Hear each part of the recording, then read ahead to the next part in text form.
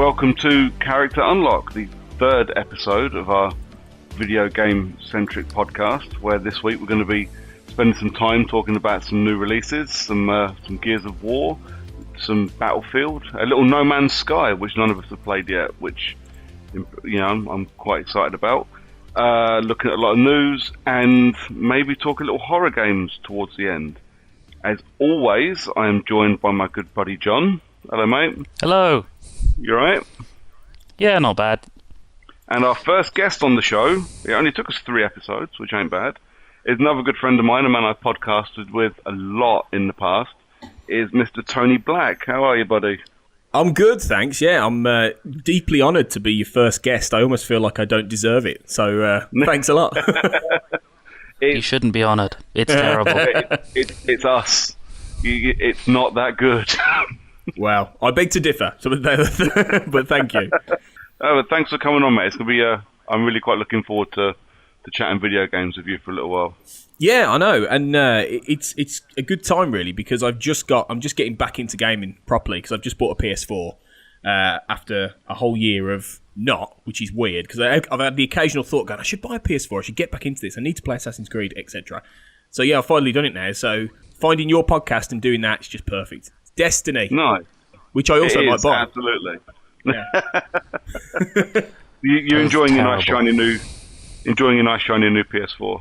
I am. It is good. And I have successfully convinced the missus that we don't need Blu-ray players anymore, and we can channel everything we do through it. And it's taken a little bit of doing, but she's fine. I've uploaded everything: Amazon, Netflix, Now TV, the lot. Right, so she's got no excuse as to having the PS4 on all the time. That's not bad going. I have to admit, I used a similar tactic to convince my missus to let me buy the Xbox One. Like, I can use it for everything, not just for games, sweetheart.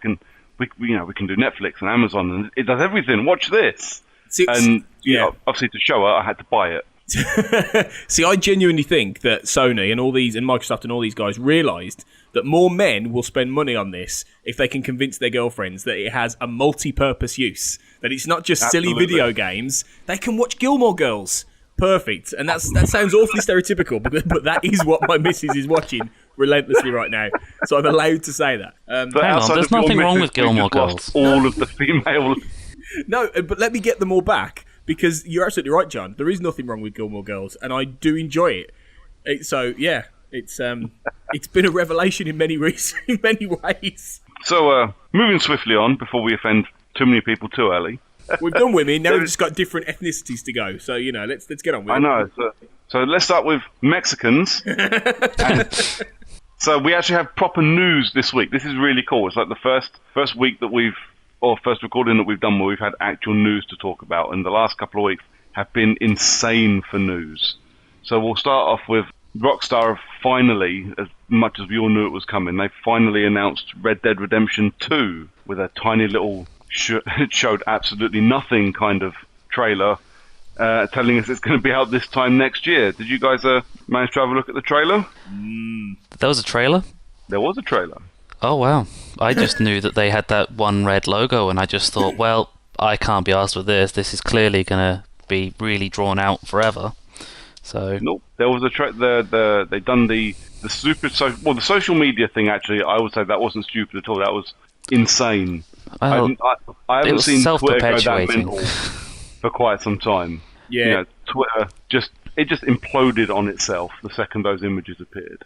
It's their Force Awakens moment, isn't it? It's dropping that trailer. Not giving you much, but showing you just these amazing vistas and just incredible graphics, and you just sitting there and going, "Oh my god, I need this now!" Absolutely, it's one of those things as well, because you see it a lot with video games. Like this trailer came out on Thursday, and Friday Red Dead Redemption 1 is back up at the top of the Xbox 360 sales charts, because everyone's gone, must play it again, and it takes a fucking year to play Red Dead Redemption 1, so you need that. It comes out fall 2017, so if I started now, I might actually have it finished in time. It's probably the second time it's been up on number 1 on 360 sales charts in the space of 6 months, because it went backwards compatible not that long ago. Was it the day it went backwards compatible, it went up to number 1, didn't it? Yep. And that was me. People were calling me fucking stupid for buying it a year ago when it was on sale for like £4. That's because it went free also at some point previously. I don't think it's been free yet, has it? Pretty sure it was a game with gold, probably maybe a long time ago, but I know I've got it because of that fact.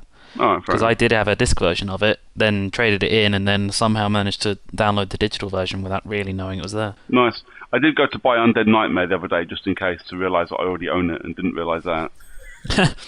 So, at some point, I'll be installing both of those. I'm gonna probably buy it again if I can get it and try and play it again because it was brilliant. That was such an amazing game. I loved it to bits. It was. It went in a good direction for me as well. I haven't liked Rockstar's last couple of GTA games. They've not done much for me. But Red Dead Redemption, considering it's easily a 30-hour game, I think I've played through that thing 3 or 4 times, and enjoyed it every time. I'm quite looking forward to a second one. I don't think I played it that much. I think I gave the story one go through and then loaded about maybe 100,000 hours into the multiplayer. Nah, Red Dead multiplayer didn't interest me. It was lacking one key feature, which is actually probably a good thing they didn't bother putting it in there, and that's the fact that you can't lasso people and ride off into the sunset with them dragging behind you. Yeah, you'd just get trolled constantly. Yeah, you would be going for miles. So what do you guys reckon? Day one buy when it comes out? Time off of work to play it? Yeah. Well, no, I wouldn't go that far. No? Maybe day one buy. Maybe at a push, day one play. Yeah, I won't get any work. I won't be able to get off work. I'd be surprised. But yeah, as soon as I get back from work, definitely. Yeah. Sweetheart, I've got to turn the Gilmore Girls off. I've got cowboy stuff to do. You joke. You do joke, but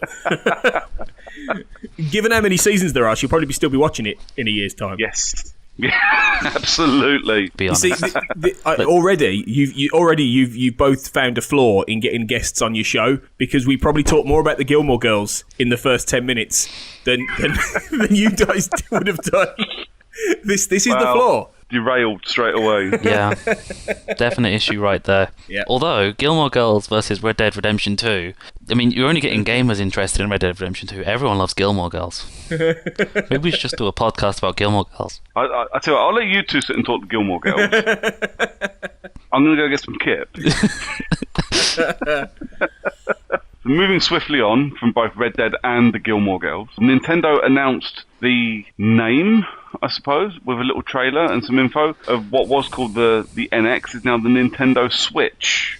Have you guys had a look at this thing? Yeah, I watched the trailer, I watched the announcement, and it actually garnered a bit of interest from the people I work with because there was a big post about it on our little intranet that we've got. Just because of the technology that's involved, it looks like it's going to be a rather interesting piece of kit. Obvious flaws aside, I won't mention them just now, but it could be a game changer in both console and handheld markets at the same time. So let's talk about this machine for a little bit. So what it is, it's like a stand-up console, isn't it? Yeah. With your little joypad on it that connects into your TV, and you play your games and whatever you're playing. The Mario game that kept appearing on the screen, absolutely unannounced Mario game that isn't definitely coming for this fucking machine. And when you want to move along and you want to go to work or whatever, your joypad comes apart and slots into bits on the console, at which point you lift it out, and now it's a giant Vita. Maybe not a giant Vita. So it's basically the Wii U tablet controller, but it's actually good. Well, actual display technology instead of like a casual LCD screen. Because this was always a rumoured thing for the NX, wasn't it? The rumour was always a hybrid console/portable thing. But when you look at it, or when you watch that announcement, it does so much more than just those two things, which really interested me. I don't know about you guys, but the fact that I can, when it's in, I don't know what they're going to call it, portable mode, when it's not connected to my TV, you can pull the controllers off of it, and each half of a controller can be given to a different person. And you can do multiplayer stuff on the tiny little portable screen, which looks amazing. Yeah. It almost feels like some sort of, like an iPad with... That you know Sky Go and those kind of things where you can watch like satellite TV or whatever, feels like that for a game. Yeah, you can have the multiplayer with the controllers, but and then you can link it to the TV, and you can. Yeah, it feels like a mix of a handheld and something like that where you'd watch TV. It could be brilliant, actually. It could be a really good. I think it could do really well. It seems to have a lot of tech that the DSs have got in it as well. So if you've got a mate with one of these things, you can, in portable whatever, you can pair it up. So now it's 2 machines on 2 screens, and now actually you can have 4-way multiplayer because each person can have one of their little. They look like little mini NES controllers. They look like really small original Wii controllers with thumbsticks on them. Yeah, but so now you can have 4 people playing multiplayer. So that, I mean, the thing on the advert was it basketball? It was an NBA game. Yeah, that was basketball. Which, you know, I mean, that starts off a whole new conversation about the list of developers it looks like are going to be working on this thing. But actually, the tech itself looks outstanding. Like, I really, assuming it's not sold to me purely on Mario and Pokemon, I would be tempted to pick one of these things up. The important thing to note is that there is going to be what did they? It was the Pro controller, I think that they called it on the Wii. There's one of those that's going to be coming that you can get. So you're not limited to having the 2 joypads as they are connected together and probably incredibly uncomfortable because you're essentially holding a giant game case. But you can have an actual controller, which big thing in the gaming world, really. Well, yeah, and I mean, the Pro controller's been a thing since the Wii, hasn't it? So, and they've always, Nintendo, for all their faults, have always known that people want this Pro controller and want to be able to use it. Because even with the Wii, not every game had the need for a waggleable controller. It just wasn't necessary. And with the Wii U, even worse, because it was literally like working on a dinner tray with a thumbstick, which was fucking ghastly. Well, that had a gyroscope in it. I think that was its only purpose, was the fact that thing had a gyroscope in it, and I'm pretty sure it was only used in one actual game. I think Splatoon was the one that used it. Okay. I've never played on a Wii U properly. I really kind of want one still to have a play on things like Splatoon, but I'm really dead against spending that amount of money for maybe half an hour's worth of Splatooning. Especially when Splatoon is for babies. Well, it is for babies. But no, I quite like the look of this new Nintendo. As long as the price point is okay, and it comes out in March, which is the big one. They finally announced a name for it, and it comes out in 6 months. They ain't messing around. This thing will be out in time for the Easter holidays. If it comes out at a good price, I may even go and pick one up in time for Easter. There's an awful lot of expensive tech in it, and the problem is you don't want to sell it. We all saw what happened with the PS3. Just because it had expensive tech in it does not mean you sell it at expensive tech prices, because your machine won't sell. People are already a bit on edge with Nintendo after the Wii U. So what do? Do they sell it for 250 quid and make a loss on each machine? Well, that's the thing. I mean, Xbox and PlayStation are now selling at a loss constantly because they know that they'll recoup that money back in the games. I think Nintendo have already said that they're not looking to make a loss on their consoles and make the money back elsewhere. The placeholder pricing that you can see around there for the pre-orders are about £350. We might not be far off of that, which is scary for a game console that people buy and play one game on because it doesn't have Call of Duty. They won't play it again. But there's the other thing that needs to be brought up, again, because we've had this problem with the Wii U. So there's this whole list of developers that have said they're going to be making for this machine. So, and you say Call of Duty, Acti have said they're going to be publishing on it, if nothing else. I mean, Acti don't really do anything apart from Call of Duty, do they? The occasional Destiny update? Yeah, the occasional Destiny update. Well, that'd be interesting if Destiny goes on to it. Yeah, well, you see, because we've got Destiny 2 due next year, haven't we? Yeah. Yeah, so we got Acti, Bethesda. Now that was a big one that came out after that advert appeared, because a lot of those screenshots are Skyrim, which apparently we're supposed to be really impressed that it's got a 3-year-old game on it. Well, 3-year-old tech, 3-year-old game. Makes sense. Yeah. Codemasters, so F1 games. Yeah, that's pretty much it. No, there's Dirt, and no, that covers it. EA, basketball, FIFA. Yeah, pretty much. Maybe Mass Effect, if they're lucky. From Software's on here. I don't think From Software make a Dark Souls games, as far as I remember. Never heard of them. but don't play Dark Souls. So See, I mean, there's fucking loads on this list, but Platinum, of course, Platinum are going to be on there. THQ Nordic is interesting because currently I think the only thing THQ Nordic are doing are re-releasing Darksiders games. There are worse games to re-release. There are worse THQ games to re-release. True. I've got my pre-order in for the War Mastered edition already. I will absolutely have that bad boy on release day. I still want Darksiders 3. Well, this is kind of what I'm hoping what happens with their name turning up on this list. That's their little quiet way of saying we haven't forgotten about Darksiders, and we are going to do a number 3. Hopefully the War Master, whatever it is, it picks up enough traction, enough people pick it up that they go, you know what, 3 may actually sell. Have you seen how much it's going for? Isn't it stupidly cheap? It's 15 quid. Yep, thought so. 15 quid for 2 games. Despite how old they are, it's still Darksiders. It's still... I pre-ordered mine from Boomerang using my points. It's costing me £7. That's... £7 for Darksiders 1. I think I paid more than that for the Humble Bundle I got it in on PC. £7, that works out to being about 10 pence per hour that you're going to be playing Darksiders for. Pretty much. So, yeah, looking forward to that.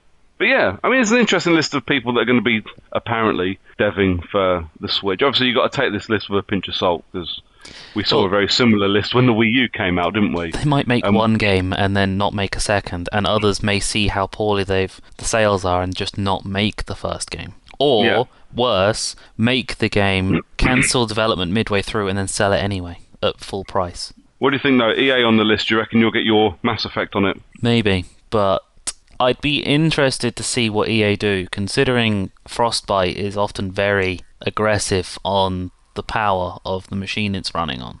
And EA not releasing things on Frostbite.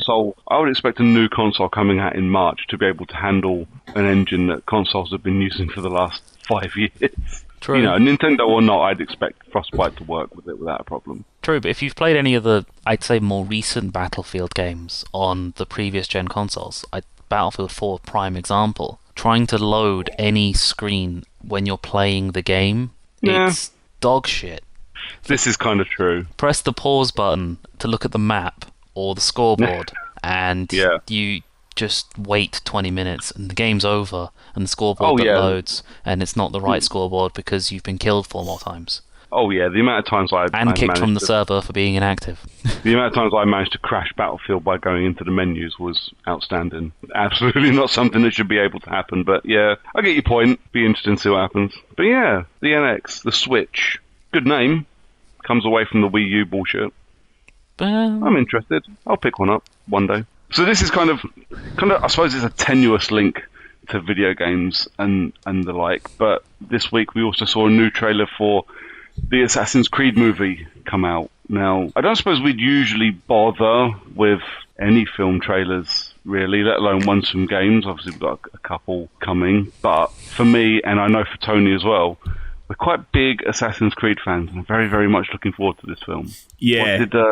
What did you guys think of the new trailer? I don't know. I had a few issues with it. I thought that it was. I think the thing is with this film, I think it looks amazing. I think it looks really good. I think Justin Kurzel's going to really make it visually stand out and fit the games and things like that. But both the trailers have had shitty fucking music draped all over them, right? This was no exception. No, it really wasn't. It was fucking ghastly. It was rubbish, right? And it doesn't fit Assassin's Creed remotely. So no. I'm just like, oh my god, why can't we just have a classical kind of, pulse pounding score involved in this for a start? Anyway, there were certain things about, and it's nitpicks, but it's the kind of because I'm a massive Assassin's Creed fan. These kind of nitpicks get to me.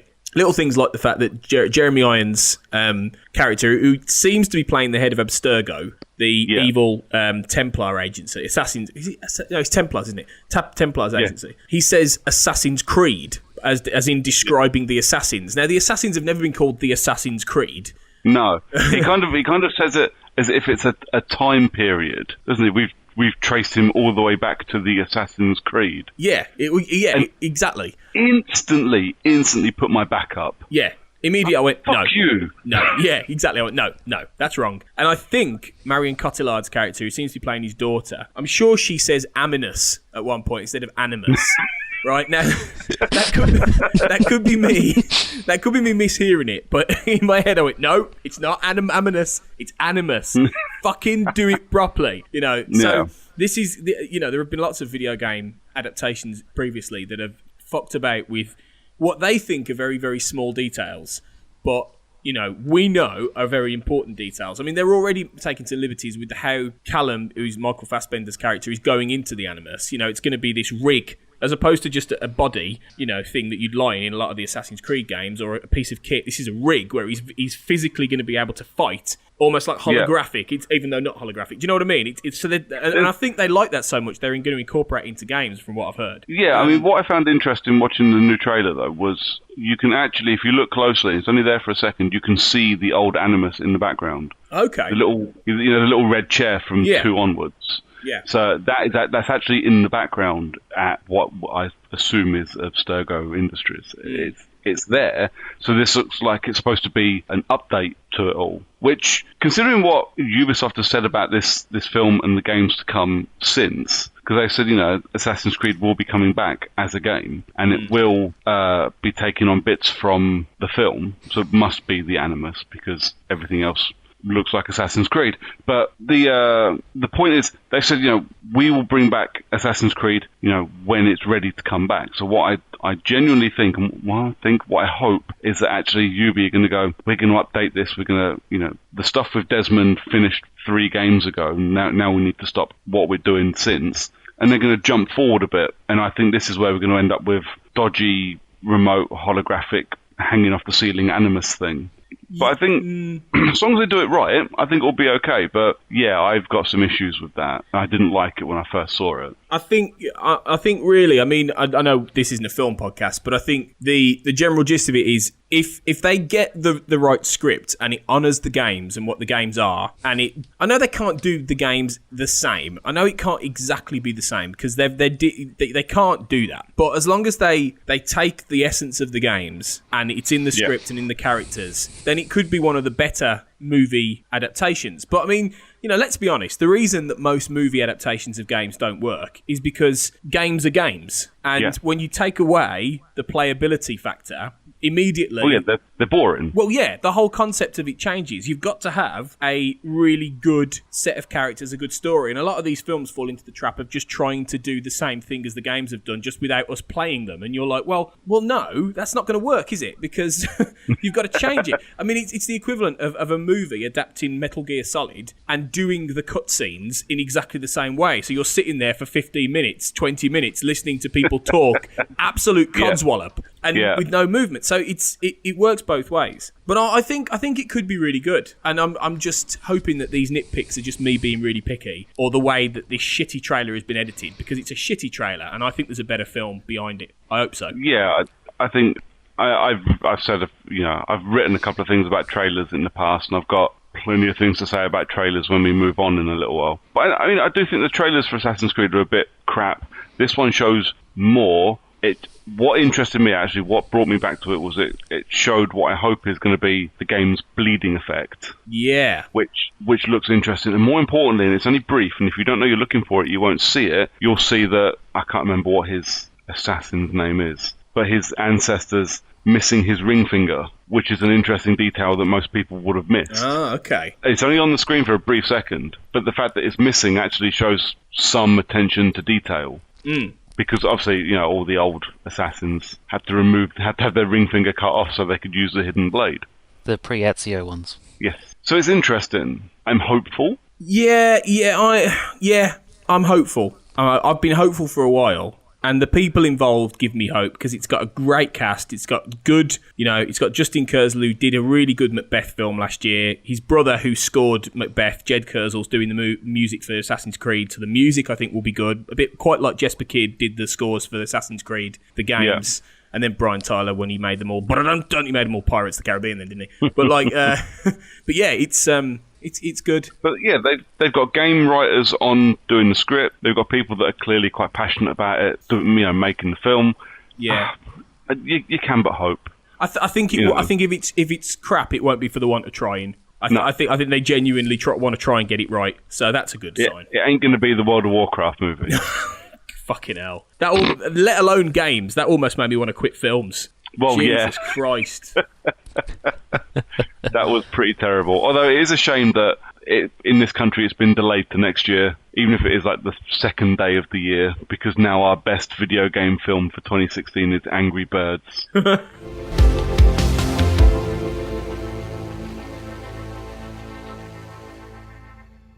So now we're going to spend a bit of time talking about what we've been playing over the last couple of weeks, or in Tony's case, what Tony's been playing since he bought his PlayStation and hasn't been able to get off of yet. It's true. Before we get to Tony, so John, mate, what have you been playing? Battlefield 1. That's not the first Battlefield game that they released, whatever it was called, back in 1940s or something. No, we're going back to World War 1 with Battlefield 1, and you know what? Probably the most fun I've had playing a shooter since Battlefield 3. So how did you like it? Is it good? You know what? With the way that the story split up into the series of mini-campaigns, that uses all the different mechanics that the multiplayer has, typical Battlefield style, so the new aeroplanes, the new tanks, boats apparently. I haven't got that far. I've only completed the first 3, so I've just got as far as finishing off the planes one. And... Okay. Yeah, the planes are reminiscent of Battlefront. If you ever played the Battlefront's air superiority, or at least flew in any of the fighters, they handle very similar, just a lot slower, obviously, because they're World War I planes and not spaceships. But, okay. Yeah, you sure? You sure we yeah, don't get spaceships? I want TIE fighters in my Battlefield game. Well, I suppose that could be quite amusing. Maybe there'll be someone patched that in or something on the PC version. Turn one of the kites into an X-Wing. Yeah, the single-player stuff, there's a lot of emphasis on stealth, which seems a bit weird for a World War I game where the silencers was made of metal pipes. No actual technology involved. It's weird wandering through no man's land from the German side to the British side as an American soldier trying to be safe, essentially. You're crawling through German trenches stealthily, occasionally using a hatchet to kill a few German soldiers, and then sneaking through no man's land while carrying someone on your back after your plane's crashed, and trying to avoid the lights, the searchlights from the British side, because they'll just open fire on you while you're walking across, because they don't know that you're American, and a whole obvious reasons. Yeah, the stealth, it's not well done, but for a first-person shooter, it's a pretty decent attempt. I mean, it's no, Splinter Cell, but it's not supposed to be, really. It's supposed to be, I shoot you really loud, you die, everyone's happy. Have you managed to finish it yet?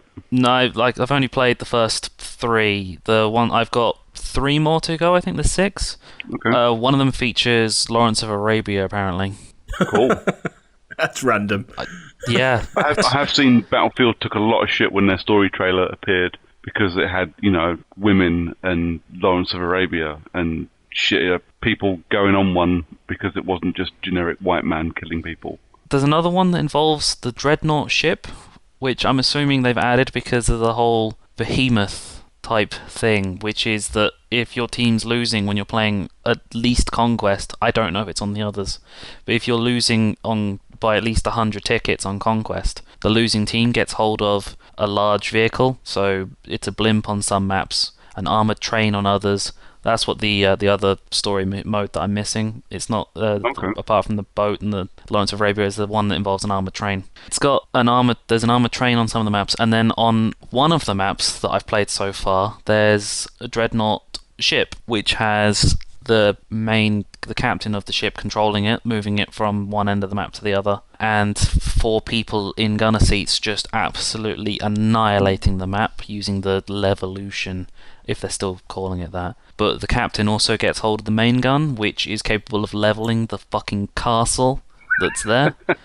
There's a castle with 2 capture points for the Conquest game mode, and you can fucking total this bitch. Full on, this castle just doesn't stand a chance, because you've just fired, several thousand tons worth of explosives at it. But apparently one shot can't actually kill most people, despite the fact it's just ripped apart an entire castle. That's typical Battlefield stuff, isn't it? It's like you drop a nuke in Battlefield and it damage is 99%. Yeah. So have you had a bit of time with the multiplayer then?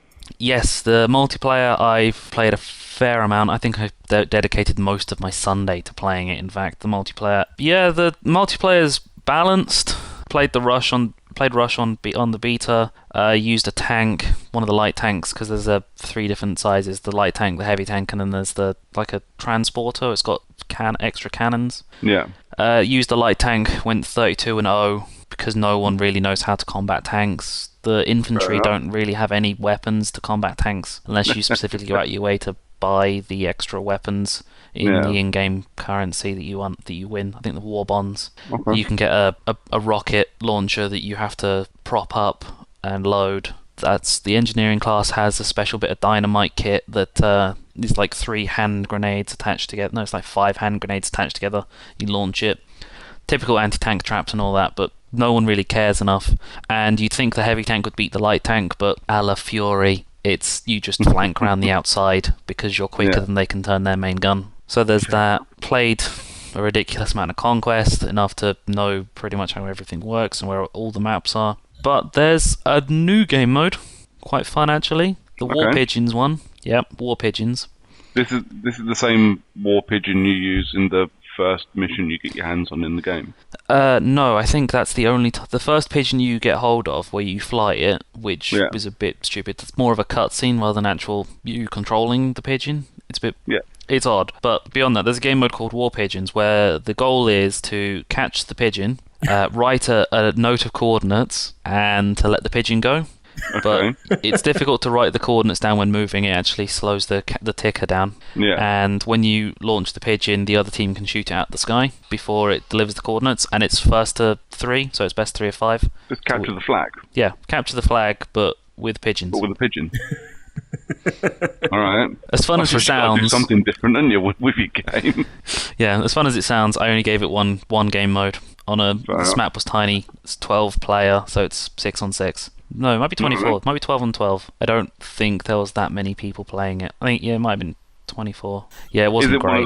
Is one of those game modes that's going to suffer because it's not Conquest or Rush? Definitely. Like what all of the other game modes on every Battlefield has ever had. It's going to suffer based on the fact it's not Conquest or Rush. And if there's an achievement attached to it, I've either got it or there are codex attached to it and there's an achievement for getting enough codex. At which point I've got War Pigeons, a codex. Fair enough. Have you played much Battlefield, Tony? I haven't, no. I haven't. Okay. But the pigeons now get my interest. So, you know, it might have to try it just for that. But a game that really interests me actually is one that Tony's going to talk about, and this is because this game's taken a lot of shit in every direction since it came out, and I'm really interested in the opinion of someone I know. Tony, do you want to tell us about the game you've been playing? Yes, I have been playing No Man's Sky, which is the the extremely divisive game, which is obviously set in what has been billed as the most open world universe ever in the history of gaming.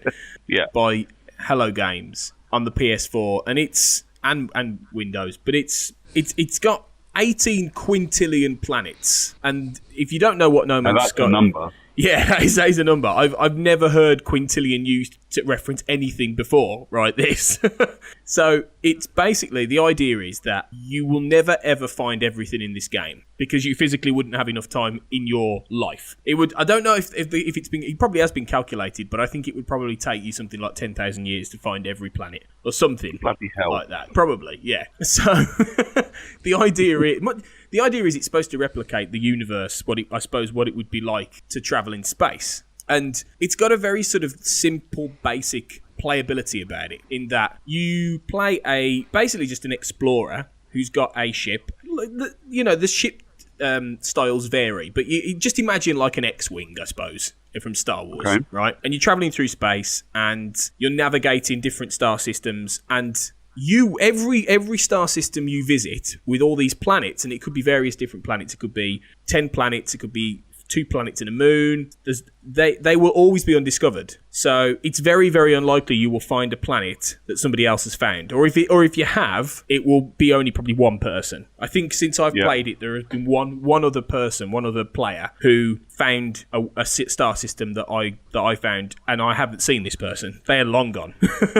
So the idea is that every time you find a new star system, it logs it on the through the online servers, so you are registered as the first person who found it. And you get to name it. Yeah, you can name it. You can name it whatever you like. You can name everything in it, really. You can name the planets. You can name the star system. You can name the waypoints on each planet, because I think the problem that people have found with No Man's Sky is that there is a repetition to it, in that every time you go to a new star system, there are the same kind of challenges, essentially, in that everything you do is meant to basically keep you going. So unlike a lot of space games, there is a shoot 'em up element to it if you choose to engage with other ships. You know, you can go on like raiding parties and you can intercept distress signals and have some dogfights in space and things. But you don't have to. But the idea is that everything you do is meant to keep you able to move on to the next star system. So in other words, you have to land on these planets because your engines only have a certain amount of power. So you will need to then mine on each planet the minerals that you will need to power your vessel, to get you able to actually launch your thrusters to get off the planet once you've landed, to then actually rocket yourself into space, to then engage the hyperdrive that allows you to travel to other star systems. And if you don't collect those minerals, you'll basically end up stranded on the planet. And sometimes these planets only have minimal life support, so you've got to get minerals to keep your life support system going. You've got to get minerals to keep your shields going, because radiation might start sapping your shields. So every time you go to a planet, you have to mine the same kind of minerals, but then they can also be sold, because there are space stations where you can trade goods, where you'll occasionally meet aliens who you can have a brief chat with and stuff. There are lots of like lockbox. Every planet has waypoints that have different things on. So there's like abandoned space stations on the planet. You might find there's this underlying mystery of this arcane sort of ancient, very 2001-esque alien civilization and mystery to it. So each time, that kind of thing. Yeah, it's very alien, very, very alien in the sense, but it's effectively the same kind of things you find each time. But they can help deliver power-ups. They can help deliver new technology you can retrofit and build using these minerals to give yourself more power, to give your internal system more slots where you can mine more minerals and get more. Sometimes you might find lockboxes on planets that give you special items like alien artifacts you can then sell, or you can use to retrofit different technologies. There is a lot to it. And the idea is that you're supposed to balance everything. Really, it's like playing No Man's Sky is a bit like a puzzle. It's like juggling different things at once. You've got to make sure you've got your eye on the ball. Really, the idea is that each one of these planets is different. So every single one has a different style to it.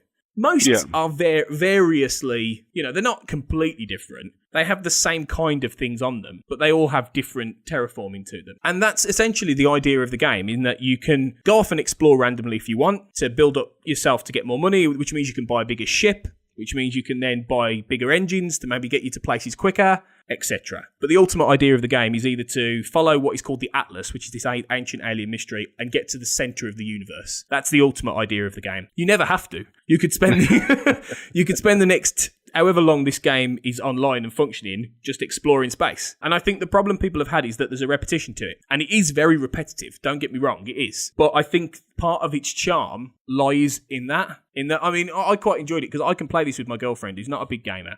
But we can sit there and play. We did on a Saturday. We spent like 8 hours just playing No Man's Sky all day. And it's quite relaxing because there's this really ambient soundtrack by 65 Days of Static, the band, that plays through it as well. So you can kind of just tune out and play it. And it's nice. It's kind of enjoyable in that sense. But it is a very acquired taste, I think.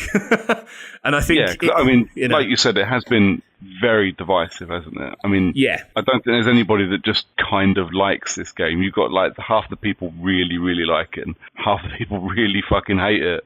Yeah, and it's been the subject of quite a lot of shit, from everybody since it came out. Well, I think from what I've read, it's been dealt a difficult hand. I think, They didn't do themselves any favours in the way they promoted it, by the sound of it, because Sean Murray, the designer, basically came out and said, this is going to be the greatest thing you've ever seen in your life, and it's going to be the most open world, interactive, just stunning piece of work ever. And it's probably the biggest open world you'll ever see in a game, but it isn't stocked full with variety. And I think the problem people had was that after playing it for a while, they went, well, what's different? What is the... And, you got to remember, we do live in this instant gratification culture. In that people want something with a payoff now, and No Man's Sky isn't a now payoff game. It is it's basically an example of it's not the destination that matters, it's the journey. Yeah. In a game, that's the point really. And while I completely see people's problems with it, and I understand, I really do, and I think that's fair enough. Equally, I think this will only develop. It's definitely one of those games. I think for me, obviously I've not played it yet, and I do really kind of fancy playing it and giving it a go. But I think the problem that it's got is that obviously they've said, it's going to be the biggest open world you've ever played, and no two places are going to be the same, and all this kind of stuff. But what people have forgotten is that they've said that this game is procedurally generated, which means that the world you're going to isn't built until you actually get there. It's not a part of the game until you get to it. And the problem with that is there's only a finite amount of things you can do with your worlds, your environments, your whatever you want to call them, so that they all still fit together when your engine builds the planet that you're flying towards. Yeah. And I think a lot of people have forgotten that actually this is going to be an issue when you get to a planet, and of course that mountain looks the same. That mountain had to look the fucking same because it's the same. Yeah. There's no... Yeah. It's not magic, it's a game engine. And while these engines are very good, and I've seen some images, some gameplay of No Man's Sky, and the engine looks amazing. Sean Murray and his team of 6, or however many it wasn't a big team. Yeah. They're not magicians. No. And I think, like you said, I think Sean Murray created a rod for his own back, I think, by announcing all these things. But at the same time, people need to be far more forgiving and take marketing with a pinch of salt, because that's what it is. It's marketing. Yeah. Exactly. And I think they've got to understand as well that, like a lot of games, this will be a developing project. I mean, they're already working on the patch that will either repair a few issues, and also they've talked about how they're going to add more things, like potentially more space stations, more interactive aliens. There's a variety of things I think they've got lined up that they might be able to do, which means that you will get more variety probably in time. I think this is a game that will, in a way, I'd kind of say to people, if you're not sure, leave it for a year. Leave it till the end of 2017 and try it then, because I think by then you'll have a lot more to it, really. Yep. So if what I've described sounds interesting now, give it a try, but don't expect something radically different every time you play it, or every time you go somewhere new, because it isn't that kind of game. But if you do want something that's going to be a little bit more full of depth and worlds that have new things, I'd give it some time, because I think that's what they're going to add. Yeah, I would guess that give it 6 months to a year, when they patch in a few new bits of game, whatever they may be, I bet we see a demo turn up on the PlayStation Store, and at that point, that will be the time. Once they're comfortable and they go, this is what people wanted, then we'll get the game as a demo that we can all jump on and try, and I bet then that's when it starts to make its money. Yeah, I think so as well. But I think I like it. I think its ambition is brilliant, and I think for anyone who anyone who likes space and likes the idea of exploration, I think they'll really enjoy this and they'll get something out of it. Yeah, but it won't be for everybody. It really won't be. It can't be, but at the same time, you can't have... The films are the same, and you and me have spoken films a lot in the past, and if they were all the fucking same, if they were designed to please everybody, everything would be so fucking boring. Of course, yeah. Exactly. People have got to try stuff people have got to try to make different stuff. It doesn't always work. And they've certainly tried to do that with this. So I would recommend giving it a try. Yeah. Cool. I think that only leaves me then, doesn't it? And what I've been playing. So I've been playing Gears of War 4, which is actually the 5th Gears of War game, amazingly. Do you guys have any experience with the Gears games? No. I've got all of them so far, but I haven't played any of them all the way through story-wise.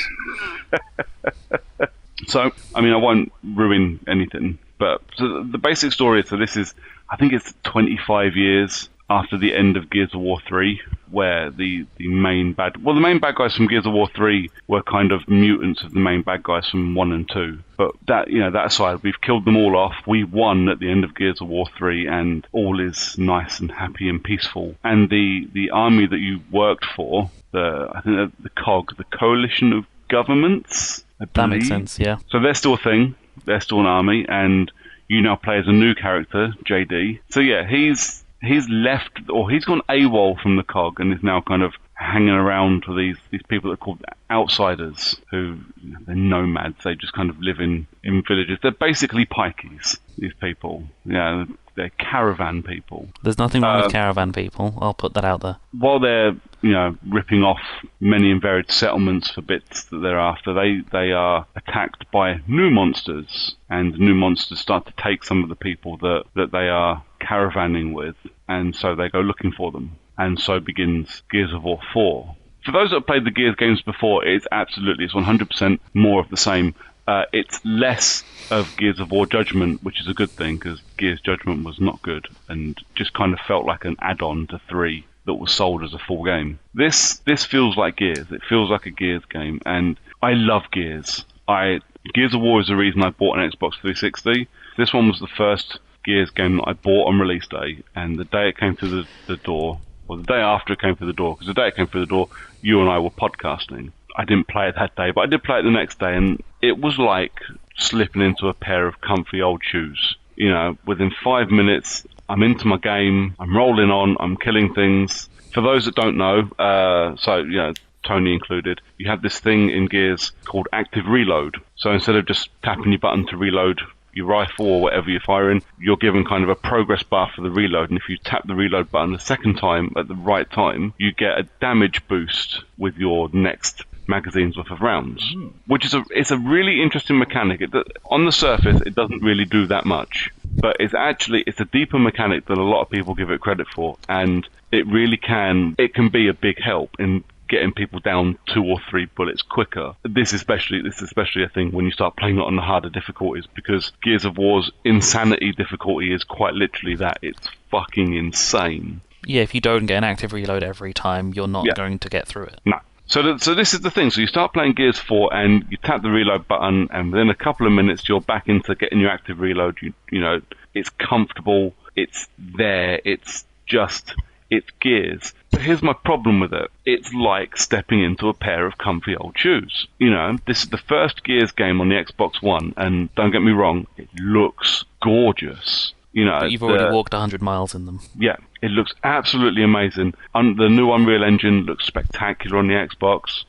This is going to be the yardstick to which most games, at least for me, are going to be measured for quite a while. It looks outstanding. The lighting's great. Everything. These people look fantastic. The modelling is awesome. But it's just Gears. It's safe. And for the first game on the new console, I kind of expected something different, but at the same time, I see why they've done it.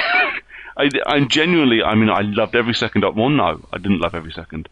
I loved most of the time I was playing Gears, but I kind of wanted it to be a little bit more. But I can see the developers. So Epic Games don't make Gears of War anymore. They've sold the IP to Microsoft, and Microsoft have sent it on to one of their in-house studios, in this case, the Coalition, they're called. They used to be Black Tusk Studios, and they've renamed themselves to the Coalition. They're going to be the Gears guys, and that's fine. They do a spectacular job, but it's just Gears. And it has this problem, actually. It's shorter than all the other games except for Judgment. So I think I remember spending about 15 hours playing. Maybe it's because I suck, maybe not. Spent about 15 hours doing that, and I think I averaged about that for 2 and 3 as well. This one, I think I had done in about 7 hours, which, don't get me wrong, is still longer than a lot of shooter campaigns, but it just felt a bit short. And the biggest problem it had was it split into 5 acts. Acts 1 and 2, apart from a little prologue bit at the beginning, you're solely shooting robots,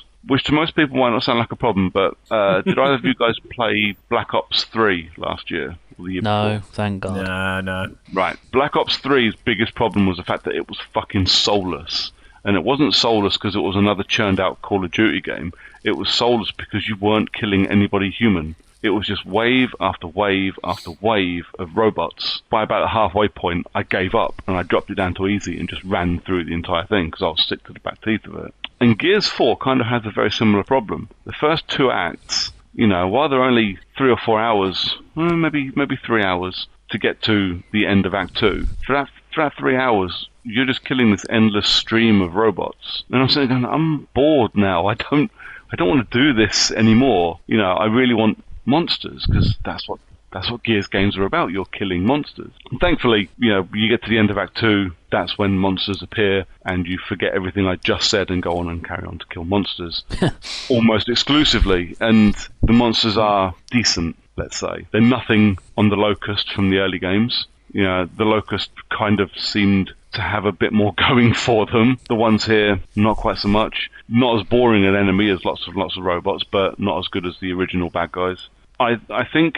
Well, they won't beat Ram, simply put. Well, no, this is the thing. So there's no Ram equivalent. Again, for those that don't know, so Ram was the main bad guy. He was like the leader of the Locust in Gears 1, and he was a bastard. Well, they didn't equal Ram in any of the subsequent Gears of Wars. This is true. The thing is, right, so when you first see the monsters, you do see a guy, and the first thought you'll have is, that's fucking Ram. That's going to be the main bad guy. He's going to be Gears 4's Ram. And you're like, actually, this is going to be quite cool. It's kind of a boss fight, I suppose, when he turns up, but it's not difficult, and it's not particularly interesting. And it's not Ram. It's a very safe game. I would hope that this sells well when we get another one. I would hope that when we see Gears of War 5, that the Coalition, Microsoft let the reins off a little bit, let the Coalition do their thing, and maybe do something a bit different, and maybe make us a better game than this. And like I said, it's not to say Gears 4 is bad, not even close. I fucking loved it, but it is a safe game. Here's my biggest problem with Gears: the fucking marketing. And I'm sick to the back teeth that I keep coming back to adverts and trailers being the biggest bugbear of mine when it comes to film and game, because holy balls, I am going to assume that everybody that listens to this at least saw the reveal trailer at E3 for Gears 4. Apart from Tony, who probably doesn't know who I'm talking about when I say this next character. Sorry. No, it's fine. To be honest, when I say them that, it won't mean anything to you, and that's because you haven't played the other Gears games, that's kind of fine. But it is a little bit spoilery. The problem is, it was fucking spoilt by the trailer. Ugh. When we got the kind of announcement trailer at E3, it ends with the main character from the first 3 games. His name's Marcus Phoenix. He's literally, as video game characters go, he's legendary. Everybody knows Marcus Phoenix. Everybody loves Marcus Phoenix. He's the epitome of fan favorite. He turns up at the end of the announcement trailer as your character walks through the door, and he looks at you and says, "Hi, son." Motherfucker. That's fine. No, it's not fine, because I would have really liked the surprise. But here we go. So when you get towards the end of Act 2 just after the end of Act 2, beginning of Act 3 of Gears 4, when you go to the estate that Marcus is living on, your little location thing, it just says the estate. It doesn't say the Phoenix estate. It doesn't say the Stroud estate, which is actually where it is, because obviously your mum is Anya from the first 3 games. It doesn't say anything like that. It just says the estate. Up until this point, your surname has never been mentioned. You're either called by your rank or you're called JD. Nothing up to this point has suggested that you're Marcus Phoenix's son, or you're about to go and get Marcus Phoenix. So, which begs the question, why the holy fuck did you feel the need to put that into a trailer when it was clearly meant to be a surprise? Because, same as you do in film, when you play a game and you get a big surprise like that, you would want to get up and you would want to cheer. And if it wasn't for the fact I knew exactly who we were going to get because I'd seen that trailer, I would have been blown away. They ruined one of their best surprises for this game with their announcement trailer. And I won't say anything about how it spoils it, but the fucking launch trailer does exactly the same thing with other characters. And that really fucking annoyed me. Because, again, you've got this whole bit building up to a reveal that I knew what the fucking thing was because it was in the goddamn launch trailer. Whereas they've specifically written the script and written the gameplay so that you don't know what's happening until it happens. But I saw it in the launch trailer. I was furious. Absolutely furious. You have what is maybe the biggest franchise on the Xbox and now on Windows. You don't need to sell it by showing me things like Marcus Phoenix coming back. And they damn well know this, and fans know this. You say, Gears of War 4, coming out, October, whatever it came out, go buy it. And everyone will go and buy it. The Red Dead Redemption method. Exactly. But this is my point. That you look at the Red Dead Redemption trailer that's just come out, it tells you absolutely nothing. Yeah. It tells you there's cowboys in it. That's it. But are Rockstar going to fuck it up? And when they show us an actual trailer, probably August next year, you know, when they announce it's been delayed to spring 2018, Yeah. you know, do they ruin all the surprises, or do they keep everything under their hat? But you know what? Rockstar, to me, in terms of the trailer kind of comparison, they're like the Christopher Nolan of the gaming world, in that whenever you get a Christopher Nolan film, he never gives you everything in a trailer. He gives you just enough to get you really excited. And then, I mean, if anyone saw if anyone is a film fan who listened to this and saw his teaser trailer for Dunkirk, that is the most minimalist teaser trailer to a massive blockbuster you'll ever see. But it tells you what the film is, effectively. Yep, and I think you've hit the nail on the head there, because I've talked to Christopher Nolan. No, I fucking haven't. you and Chris, down the pub, you know. Yeah. You listen to Christopher Nolan when he talks about his films. He's given complete 100% control over what is done, what is said about his films. He splices together his trailers. He does all the marketing. It's all controlled by him, and that's how it should be, because he knows what should and shouldn't be told outside of the cinema. And I think this is where the problem lies for things like Gears. So obviously the Coalition know this, and this. These are surprises. These, you know, should be revealed in game. The game's handed off to a guy from Microsoft Marketing, let's say, and the guy goes, okay, so we need this. Oh, look, it's got Marcus Phoenix. We need to do that. That will sell. That will sell a lot. You know, it's a completely different guy making the trailers as it is making the game. And I think it's the same problem that a lot of these films have. You know, one hand ain't talking to the other. Yeah, and it's all about what they think people want to see. You know, we've got this again. It goes back to this whole cultural thing of that they seem to think that audiences want to know everything or need to know everything before they go in to make sure they do go in. And then you've got people like Rockstar who knew that they had with Red Dead Redemption a bona fide hit on their hands already. I mean, they did have that fortunate in their back pocket, but the reason that Rockstar can do that is because they make fucking great games, you know, and they make iconic games that stay in people's consciousness. You know, people still remember Red Dead Redemption 10 years later. They've been salivating for a sequel for 10 years, you know. Yeah. People, it's got a brand now. Rockstar have a brand. Grand Theft Auto has a brand. Red Dead Redemption has a brand. They don't need to try. And the sad thing is, Gears of War has a brand. That's the thing. I mean, I don't play those games, to be honest. It's not really my cup of tea. But I've heard of them. I know the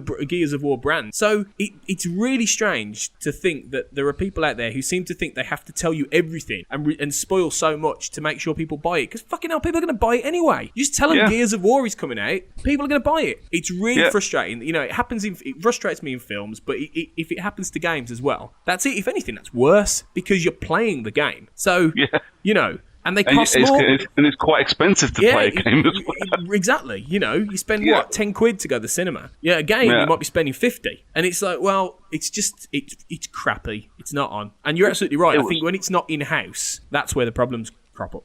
Yeah. It was so infuriating to me that these, you know, these two specific trailers and these two specific things happened, and it was just so disappointing. And the closer you got to this Marcus Phoenix reveal, the more I noticed that this was supposed to be a surprise. This was building up to be a big, shocking reveal. You know, oh, you absolute bastards. Yeah. Terminator Genesis. Rockstar is Christopher Nolan, and Gears of War is Terminator Genesis. It's the Terminator Genesis of video games. Yeah. That sounds really bad. The game's not that bad. The game, you know, for all it does have some faults. If you like Gears, you'll love Gears 4. It's an awful lot of fun. It looks gorgeous. It plays beautifully. I suck ass at the multiplayer, which annoys me because I used to be so good at Gears multiplayer. The multiplayer is a lot of fun. It's still a shitty shotgun fest, but it's still fun. Yeah, it's more of the same. Buy it if you liked any of the other Gears games.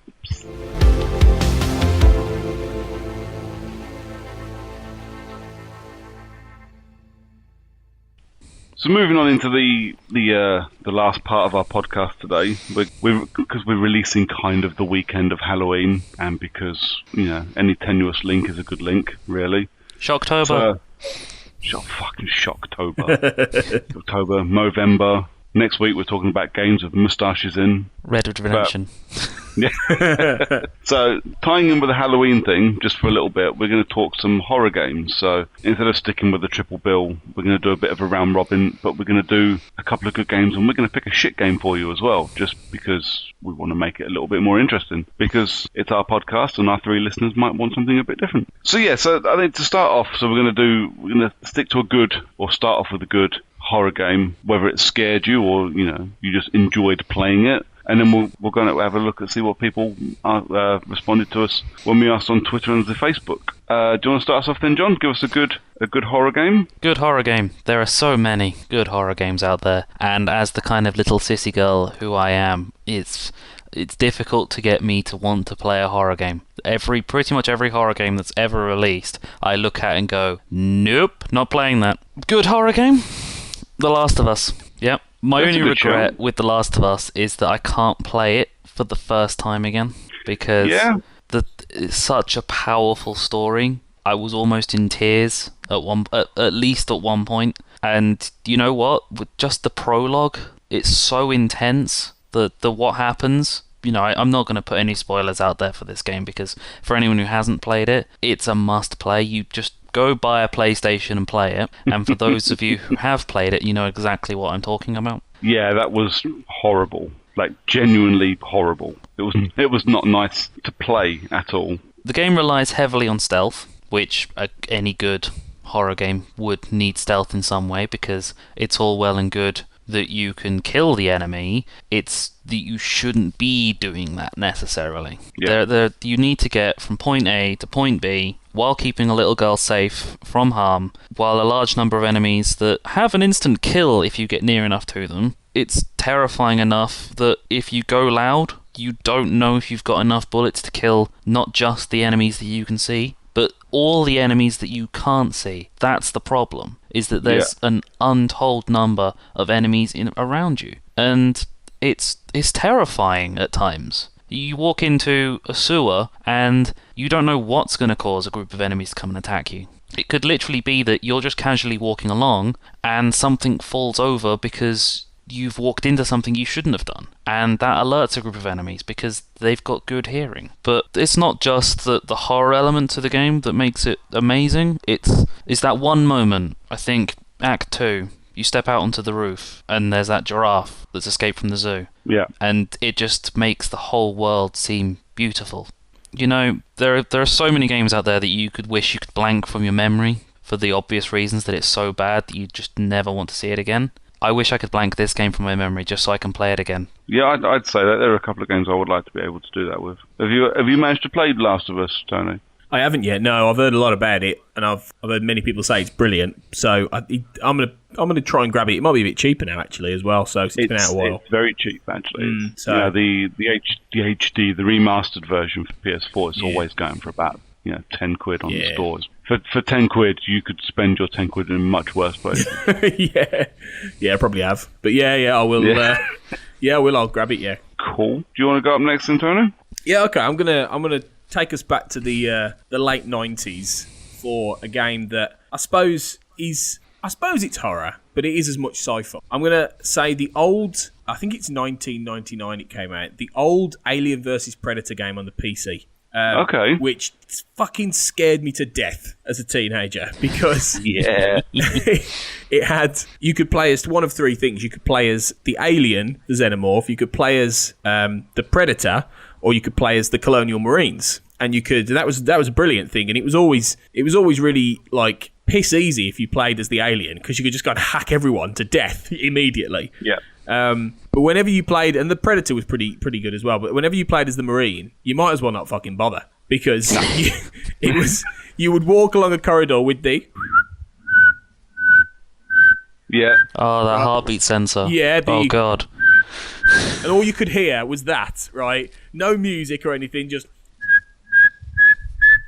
And then suddenly, a face hugger. And the face hugger actually leaps... That's a pretty damn good impression of that movement sensor as well. Yeah, it's because it's burned into my head, right, from this game. And obviously Aliens, the movie. But when the facehugger leaps onto the screen, it leaps out of nowhere and just does a noise, and I've shit my pants at that several times. It's absolutely terrifying. So that whole game, fucking hard as well. It was a really difficult game to play, right? It was a bastard hard game. It was really hard. But then whenever you'd get... That facehugger would usually kill you as well. So that'd be it. But it just used to give me a heart attack. I mean, it's brilliantly done. Really brilliantly done. But playing that at a night time, at like 10 at the night, when I was like 15 years old, it's a wonder I'm not dead of fright. So I think that's... that was a really... For me, that's been the best sort of translation of that universe into the game world. Yeah, still. Yeah, I think my one probably, my one definitely sticks with a similar theme, and it's Alien Isolation from a couple of years ago. Yeah. Have you guys come across this game? I've heard of it, but I haven't played it. It put that fresh in the category of I'm too much of a sissy girl to have played. Yeah, it's shit scary. It is, but it's not. I don't remember any real jump scares in it. There might have been one or two, but what this game was, it was pure atmosphere. You know, pure just edge of your seat. You know something's coming at some point. Atmosphere. It kind of plays like a prequel. I believe. I played it when it first came out, and it's been a little while. Plays as a prequel to Alien, so you actually play as Ellen Ripley's daughter, trying to survive on this space station that's been overrun by xenomorphs and lots of killer Bishop-esque robots. And it's, you have weaponry, but it's really stupid to use them. Much like the Last of Us thing, if you get to the point where you're shooting at things, probably not going to survive. But it has this amazing mechanic where you can go and hide in a cupboard or in a locker or under a table and just hope to God that the alien doesn't see you. This game, it's like you'll be walking around quietly, trying to find your way to an objective of some description, and you'll get to the end, you'll get towards the end, and a xenomorph will just drop through the ceiling into the area you're in, and you've got about 3 seconds to run and hide before it turns around and sees you. And in that 3 seconds, you've shat a brick and lobbed your controller at the TV, hoping that it's going to hit the xenomorph because you don't want nothing to do with that motherfucker. It's absolutely fucking terrifying. The atmosphere in this game, and this is after, so maybe 99's AVP game, probably the last good Alien game. There have been a couple of AVP games since. We've had Colonial Marines, which was guff, and then this came out and everybody was like, it's just going to be another shitty Alien game, and who wants to play this? And it turned out to be one of the best horror games that's ever come out. Absolutely fucking terrifying. And I love horror. Horror for me is one of my favourite genres, whether it's games or films or what. Even I had to stop and just leave it and go outside, and I need to see daylight and make sure that everything's actually okay, because holy crap, I can't stop shaking. Kind of scary. It's out of this world. If you haven't played this game, it needs to go on a list of to-play games if you're into that kind of thing. Because it's one of those I wouldn't recommend to people that don't like horror. So moving on, Mr. Miller. Yes. Good number two. A shit one. No, number one. Shit one. My shit one. Going by your choice of an Aliens game, I'm going to go with an Aliens game. Everyone knows which one I'm talking about. Maybe not Tony so much, but Aliens Colonial Marines. The game that was apparently set 17 weeks after the events of Alien 3. It's not good. Is probably the politest way of talking about this game. It is one of the worst, most broken games I've ever played. It has an excuse in that it was developed by about 72 different studios in its creation. Yeah, it's a game that was originally cancelled in 2001 for the original Xbox. Was then picked up again after Sega got the electronic rights to the Alien franchise, and then they gave it on to Gearbox, I think, at some point in its development. And the game that was released was not the game that was sold to people. Yeah, they did fuck that game up in a big way. There was no coming back from that after it came out. And people are now going to be saying, look, well, that's what you get for being an EA game, because it was originally. Well, the Alien franchise, as a video game franchise, it's cursed. You can't make a game that's going to make everybody happy, because Alien film fans, we're fucking rabid. Yeah. You don't. It's a franchise that we don't appreciate people fucking with. And we forgive a lot, but no, Colonial Marines was fucking terrible and should never have been made. And the second or third time it got cancelled, it should have fucking stayed cancelled. And Gearbox, I can't believe they're still fucking going, considering that's the first of 2 games that they released in a couple of years span that was fucking ghastly. But that's for another time, I think. So you then, Tony, you got a crap movie for us, a crap game for us. Well, sorry? Funny you should say that. We've got a lot of both. I've got a crap game based on a good movie again, which is Jaws Unleashed. Fucking hell.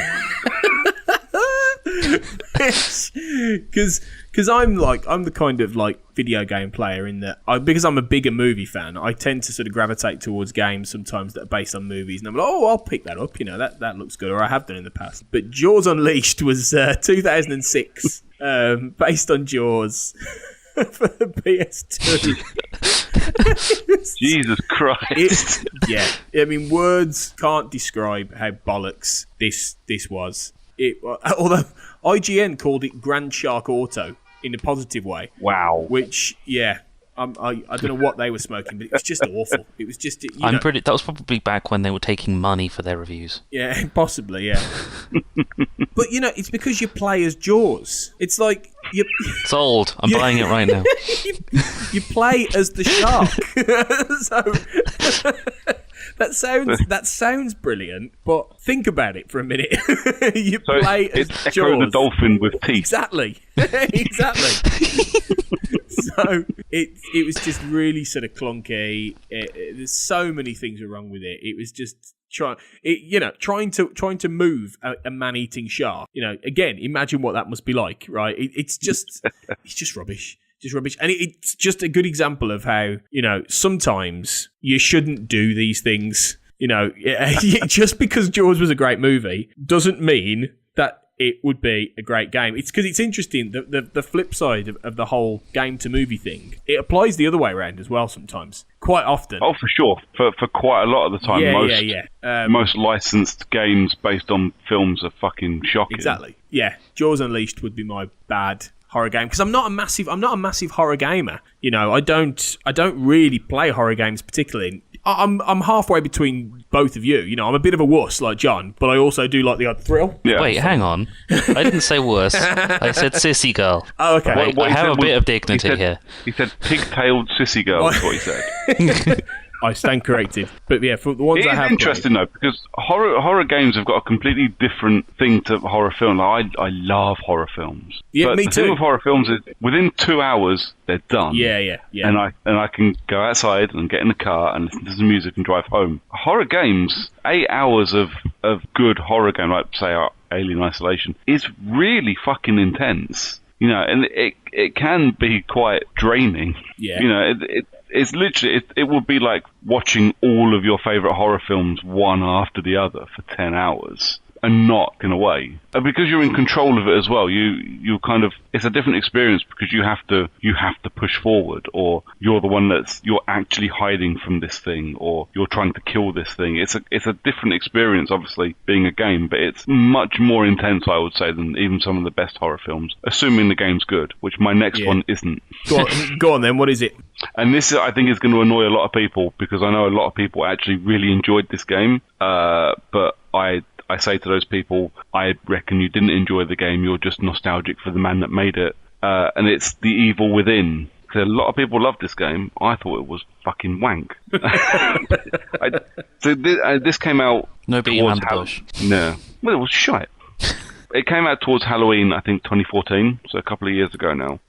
And what this game had going for it, well, it had a couple of things going for it. It was billed as the next big survival horror game, in the mold of things like Resident Evil and Silent Hill and things like that. And it was given that bill because it was a brand new studio called Tango Gameworks, and they had been created by Shinji Mikami. Now, Shinji Mikami is a god amongst horror game lovers. He's the man that invented Resident Evil. He basically invented the survival horror game as we know it today. So everybody got on board for this game, even though it looked a bit wank. Everybody wanted to play this game, even though it looked a bit shit. Turns out that this game's actually a bit shit.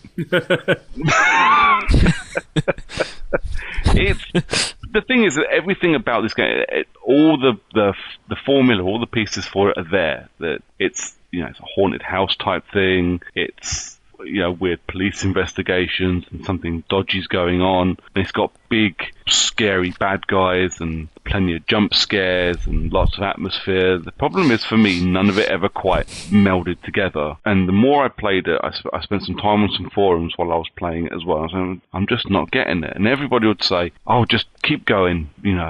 It'll get you eventually." It's the fucking Blair Witch Project of video games. It'll scare you at some point. No, it fucking didn't. And I think I got 2/3 of the way through this game. I think I played it for about 9 to 10 hours. And I tried to find everything. I'd done all my investigating. I looked at everything I could find. I got lost several times and ran away from enemies and that I'd already run away from before. It never really gelled with me. And the game seems competently put together. I found no game-breaking issues with it in the slightest. It seemed to do everything Bethesda wanted it to do when they released it, and everything that Mikami wanted it to do when he made it. It just, for me, no, it just didn't do anything for me at all. A massive, massive steaming bag of poo. And I know I'm going to take a lot of shit for that because I know, the guy himself and the game are much beloved. And I do love him. I think he's a great game designer, a great game director. He missed it here. And I'd be willing to give it another go if someone decided to make an Evil Within 2. I just don't think it's going to happen. A bit of more than Pikachu, maybe, with it?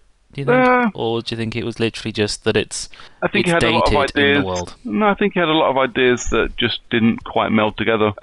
Survival horror, as long as you keep it up to date with how the rest of the world is, it doesn't really date. I mean, you play some of the older Resident Evil games, and apart from the fact that they look a bit ropey, they still play and scare as well as they did the day you played them. This one just didn't feel like a horror game. It felt like an action game that was missing the action and decided to just put some big scary monsters in instead that didn't really scare me. Like I say, I know I'm in the minority, but that's my crap game.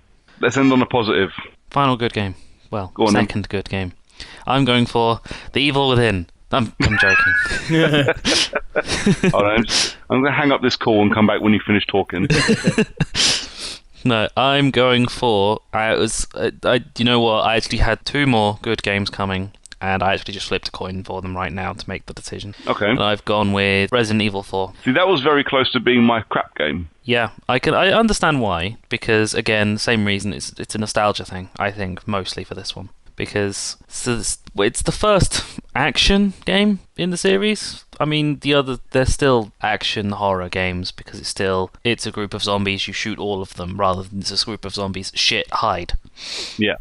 But it's the first of the over-the-shoulder third-person shooters instead of the fixed cameras. If I'm right, I believe. Yeah. But you've still got the whole you're aiming with a laser sight as opposed to a crosshair, which it's amusing to say the least, especially when you include range to the game, which fair play to the game, it does quite well with the pretty large scale map that it has, especially in the earlier stages when you're around the cemetery. It's the later stages when you're inside the castle, you're in the middle of the cave system towards the end, and on what looked like an oil rig for some reason. Okay. Like an island, maybe. Yeah. But you play as Leon from Resident Evil 2, from those of you who played all of the Resident Evil games in time, like most people apparently have, because they're the staple to the action zombie game. Yeah. So you're Leon Kennedy with a swanky new haircut and a leather jacket for some reason instead of a police uniform, because you're now Spec Ops for the president, and you're tasked with saving his daughter, the very, very irritating Ashley. And you're trying to rescue her from the not zombie, not Spanish people in Spain. Although the only real mention of Spain is that they're speaking with the Spanish, and that they have that one map of Spain in one of the cutscenes. So despite the fact that all of the maps look like a rural part of Virginia or another state like that, where they've got fucking trees everywhere. Yeah. It's a fun game, and again, it's probably the nostalgia talking and the fact that it's been remade and re-released on pretty much every platform since its first release on the GameCube. I mean, we've had PlayStation release, Wii release. It's probably going to get a remaster along with the rest of the Resident Evil games that have had remasters come out recently, just in time for 7 coming out. But did it come out on already? Or was it on PS3 it got re-released on? I don't know, to be honest. I'd have to look. I don't only just got hold of the PS4. If it's got a PS4 release, I probably will play it again, just because it's a shitload of fun. Yeah. Just thinking back about it. And I played Resident Evil 5 recently, and it still holds quite well compared to what it was when I played it first time round. So I will probably play 4 again, same as I'll probably play 6 again, because I like the Resident Evil games. They're a lot of fun. Notice that despite mentioning Ashley, I did previously avoid talking about her too in depth, because she'd rather spend time shouting and calling you a pervert for looking up her skirt when all you're doing is standing under a ladder trying to get her to jump down off of the ladder because there's a big group of fucking not zombies following her. Yeah. Fair enough. Stupid fucking bitch. Out of interest, what was the other one that you had to flip a coin for? Telltale's Walking Dead Season 1. Okay. Ooh. Yeah. Go on in, Mr. Black. Okay, mine's an old school, again 90s classic, Silent Hill. The original first Silent Hill. You know, much like I would say, it was a toss-up between this and the original first Resident Evil, or Resident Evil 2, mainly for that fucking dog jumping through the window, that zombie dog. Yep. Jesus. Yep. But I thought that's a bit obvious, so let's go with Silent Hill, which was just an example of the kind of horror I like. I mean, the film was crap when they did it, and they didn't do that right at all. But the kind of horror that I enjoy watching on movies and I enjoy playing is this things in the shadows, a completely haunted, desolate environment. And obviously the idea is that the lead character, Harry, is searching for his daughter in this fictional town, Silent Hill, which is deserted. There's like fog everywhere. You can't see anything. And he has to basically fight monsters. But it's one of those games that's just it just fills you with dread all the way through. You just are constantly thinking, shit, something's gonna come out, something's gonna happen, and it does it so well and just keeps you on edge for the whole thing. And it's just great. I really enjoyed that, and it scared the shit out of me. Oh yeah, Silent Hill. Yeah, I cracked a load playing Silent Hill. It's interesting. I don't know if you know this. The thing with Silent Hill, what it does very well, and one of the best bits about Silent Hill is that fog. Yeah. The fog just everywhere, and it scares the living shit out of you. No matter where you go, that fog is just eerie. But do you know why that fog's there? Mm. It's to mask the inability of the machine you're playing on to draw stuff too far away. Really? I didn't know that. I was going to say that makes a lot of sense. Yeah, the draw distance wasn't great back then. Well, no, it wasn't. You know, it's the tech at the time couldn't do it.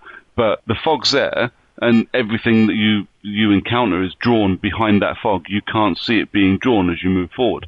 Like you would playing GTA or something, when you drive forwards really fast, you see the environment being drawn as you go. This would counteract that by having the fog right in front of you. Obviously, more work goes into it after that. You get your eerie music and your atmosphere and all that lot. But originally, the fog was put there to stop you being able to see the world being built as you moved around. Well, I didn't know that. Wow. My little fun fact for the day. Yeah, that does make sense. But it works to the effect, you know. It's one of those happy things that was done as a consequence of not quite having the technology right, but it just works for the game and everything. Absolutely. It works to treat, and it is one of the scariest games around. Yeah. Silent Hill still, just the thought of Silent Hill gives me the shivers, I have to admit. Creeps me out as well. It went a bit batshit crazy the recent couple of games, but Silent Hill, it stayed good for a couple of games. I really enjoyed it, actually. It was a good shout. Cheers, yeah. It's a good one. So my last one's pretty tenuous, I suppose. I will say that I did have to flip a coin for this one as well, and the one that lost was Resident Evil 2, mainly because I loved that it was bigger than 1 and Billy Birkin was a bastard. But my winning one has to be Dead Rising 3. Oh, yeah.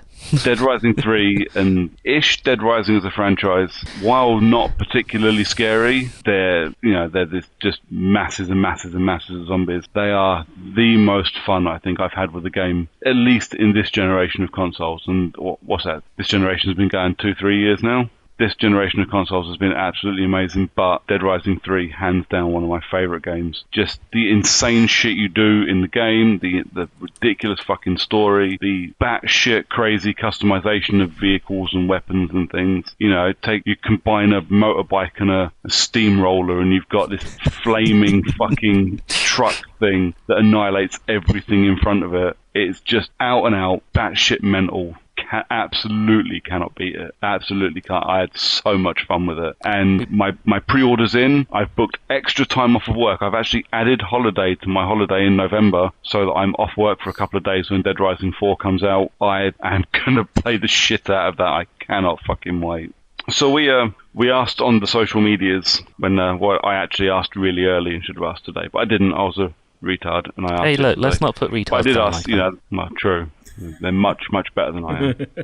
So yeah, we asked our followers in various guises what their favourite horror games were. We only got a few responses, but we got a few good ones. Do you want to take the Twitter one? Yeah, I'm just John? scrolling through our feed all the way back in time to when people are actually, responding to you. Like 5 days ago when you asked. It was only yesterday. Okay, we've got Paul at Pavstar who mentions ghosts and goblins. I don't even know what the fuck that is. I'm assuming it was before I was born. Yes, which makes me feel really old. But I had that on the NES. It's that older game. But it had that kind of Castlevania look about it. I used to like Ghosts and Goblins. But yeah, that's going back quite a bit. Paul is our resident keep things up to date guy.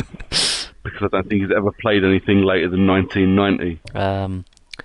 We've got this guy called John who mentioned Red Dead Redemption Undead Nightmare. Oh no, wait, that's me. Never mind. Undead Nightmare was alright, Yeah, and Red topical Dead. considering we've been talking about Red Dead all night. And honorary mention to Jack, your stalker. He says the Barbie games, which are nightmare fuel apparently. To go honest with it, Outlast. Outlast was good. Outlast is what Evil Within should have never been. played it, so can't say anything about it. It was fucking terrifying. We got it free, actually. It was one of those few games that appeared free on PlayStation Plus, like the day the game was released. And it was absolutely brilliant, but it was so fucking scary. Like, I had to turn that thing off more than once and walk away from it. It was shitting me up. And finally, he's also, because he's our PSVR expert, as he has one, or at the very least is getting one, has one. I don't know, are they out yet? Yeah. Yeah, he has one. Resi 7 VR demo. Yep. Well, the kitchen. He's played that. He says it's okay. Demo. Yeah. And whatever the Evil Within, no, not the Evil Within, but the place Until Dawn. Until Dawn. Yeah, that's the one. The Until Dawn VR game. Something what it was Blood. called. Fuck. Rush of Blood. Yeah. Rush of Blood. Yeah. Killer Clowns one. Yeah, he said it was alright. I really want to play it. And I've said this a couple of times, horror will be the thing that makes me buy VR. Like, for Rush of Blood and Here They Lie, which is made by the guy that made Spec Ops. Or the good Spec Ops. The Line. He's a good guy, actually. I've talked to him a few times in the past, and he's an interesting dude. We only got a couple on the Facebooks. So our good buddy Matt Lambourne, who is our retro expert, that actually confirmed that I wasn't going fucking mental last time we recorded, and I wasn't in fact dreaming the Game Genie looking Micro Machines. That was a licensing issue, wasn't it? But he said it was. He said Resident Evil 3. He said not the best in the series, but Nemesis was legitimately terrifying, which I will absolutely give him. Nemesis was pretty fucking scary, and just that kind of hoarding, shuffling beast that wanted to do nothing but rip your arms off. Yeah, he was fucking scary. He's also Doom on PS1. He said the added lighting effects and CD soundtrack, including crying babies in the background, made it pant shitting as a young man. I never played Doom on the PS1. Nothing's more scary than crying babies in a video game. Just crying babies in general. As long as it's not your baby. Or at the very least, it's true. Not your baby and also not in your house while not being your baby. Yeah. But Jack also popped up on Facebook to say PT, which is the now, infamous... Does PT exist? New Silent Hills. Did PT Sorry? get released? Okay. No, PT was... What did it stand for? Wasn't it like playable tryout or something? That sounds ridiculous. But what it was the demo for what was going to be Silent Hills, the new Silent Hill game that Kojima was making. I think I've got that right. I'm pretty sure it was Kojima that was making it with Norman Reedus starring in it. I thought I recognised the bloke from The Walking Dead. That one guy in The Walking Dead I could point out in a crowd. Yeah, Konami being Konami, they cancelled it and they actually made it so that if you had PT on your PlayStation, it would remove it, which is insane. But I did play the PT demo and it was very scary. It was very, very Konami good. are a spiteful bunch. Konami cunts. They always have been. They're making a fucking zombie survival Metal Gear Solid, just literally just to piss off Hideo Kojima, who is by all accounts a very nice man. I met him a couple of years ago. He's a very nice man. Makes sense. But yeah, PT definitely gets an honourable mention. It was pretty fucking scary. And then our great leader, Mr. Owen Hughes, said, "My wife says," which is code for "my wife doesn't say," but I don't want to sound stupid by saying it. We'll use that one. Mr. Hughes, I'm on to you. Says, "Echo the Dolphin on the PS2. I think about that freaking great shark every so often. There's something particularly scary about underwater games. Mr. Hughes, I beg you to go and pick up..." Oh no, Mr. Hughes now has a PlayStation 4. You need to go and find BioShock. Yeah, underwater horror. Now there is a game that we haven't mentioned at all today, and really should at least get an honourable mention as very, very scary. If not for the jump scares, which it doesn't have many of, just for its themes. It's a pretty terrifying fucking game. I'm going to go out there and say that I'm the reason that you got that and played it in the first place. Because it wasn't a game you weren't going to play it, or at the very least it was very low on your radar. And I said, you need to play it. It's by far it's the most interesting game that you can pick up for back then. And spotting that plot twist was, But this is the thing. This is what the genius of BioShock was, and the luck for me was the fact that I'd gone maybe 4 years without having the twist ruined for me, which I will not say, because I'm almost certain Tony has not played BioShock. You would be correct. Yeah, and I'm going to say, Tony, you need to go and play BioShock. I will. Now, just like Brooker, you're a person who watches a lot of films, and you spot, I'm assuming, plot twists a fucking mile away. Sometimes. Good luck with this one. It is a good one, and it's well worth. It takes you about 12 hours to get to the end, but it's 12 hours very well spent. It's very, very good. I'll do it if Owen plays Jaws Unleashed. That's the bargain. There you go. If you're listening, Owen, Jaws Unleashed has to be done. Fuck it, I want to play Jaws Unleashed. But I want to be the shark. Can I be the shark and then jump another shark? Oh. No. It's not nearly that fun. That's the problem. So yeah, I think that was all our contributions from people that follow us on those newfangled social media sites. So I think that leaves us only with recommendations for listeners for the next couple of weeks. Do we have freebies to tell people about, gentlemen? Games with Gold on Xbox Live for only a couple of more days after this will go to air. The Escapists. It's fucking amazing. And so I picked it up because I saw it was free and I was like, yeah, gotta give it a go. It's like looking into it. The fact that you're in a prison, you can spend fucking hours and hours trying to work out the best possible way to escape, and then you just get bored and start beating the crap out of all the guards until eventually you can just walk out the front gate. Yeah, no, I would recommend The Escapist as well. I very much enjoyed that one. Tony? In terms of free things, I would recommend something that I'm playing when I get bored of No Man's Sky making me be a proper realistic space explorer. I go and play Star Trek Online, which is free. And because I'm a big Trek fan, I'm a big Star Trek fan, and this won't appeal to probably anyone who isn't a Star Trek fan, realistically. But if you are, or you like science fiction, play it because it's very easy. It's free. It's massive. There's loads to do. It's got some really cool missions. Yeah, you can level up. You can get better ships, better weapons, etc. It's a standard game. It's not going to reinvent the wheel, but it's a good. So your go-to game from being a space explorer is to be another space explorer. It's a bit. Yeah, but in this one, I get to shoot more people with weapons. So I get to be a bit more violent as violent as Star Trek can be. I'm not defending myself very well. I just like games in space. What can I say? To be fair about this, I play games where I run around shooting people and killing people, and when I get bored, I play other games where I run around shooting people and killing people. It's no different. Exactly. And this, considering this is free, it's not bad, really. So, God, I can't believe this is a podcast where I'm the one who plays the most diverse games. I play fucking FIFA, guys. Come on. And my freebie for the next fortnight actually will be if I can be bothered and I get this edited in time. So it should be Tuesday, so beginning of November, for the Xbox 360 and subsequently backwards compatible for Xbox One. On Games of Gold is Tales of Monkey Island. The Secret of Monkey Island.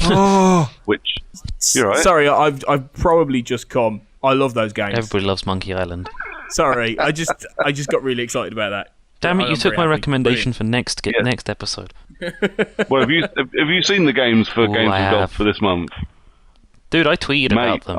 I'm I know you don't well tend to check what it is that the accountants tweeted, but seriously, I actually put up this month's Games with Gold. Well, next month's. The list is good, and actually, I'm quite excited about one of them because I will recommend the game, and I will defend that game to the fucking death as much as people hate it. But yeah, that's for another episode. But yeah, Secret of Monkey Island for 360 and Xbox One goes free at the beginning of November. And that, gentlemen, I think is that. And it just leaves us to do a bit of pimping. Mr. Black, you and I have podcasted a lot together.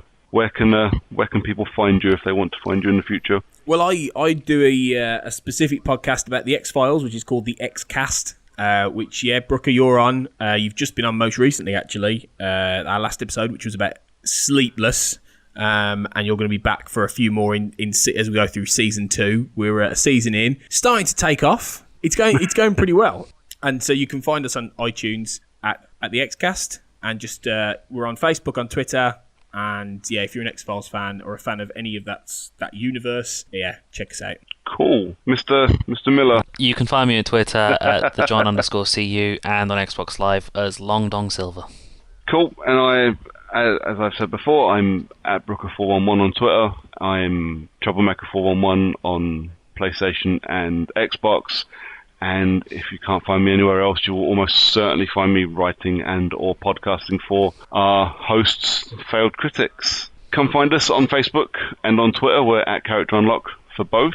And hopefully we're back in a couple of weeks where we basically go all search engine optimization and we talk about Call of Duty for a couple of hours, because Call of Duty is going to be out, and that's how you get all the big hits, is by talking about Call of Duty. So, COD for us in a couple of weeks, I think. I'll have haddock. On that awful dad joke note, thank you very much for listening. We'll see you guys in a fortnight. Thank you again.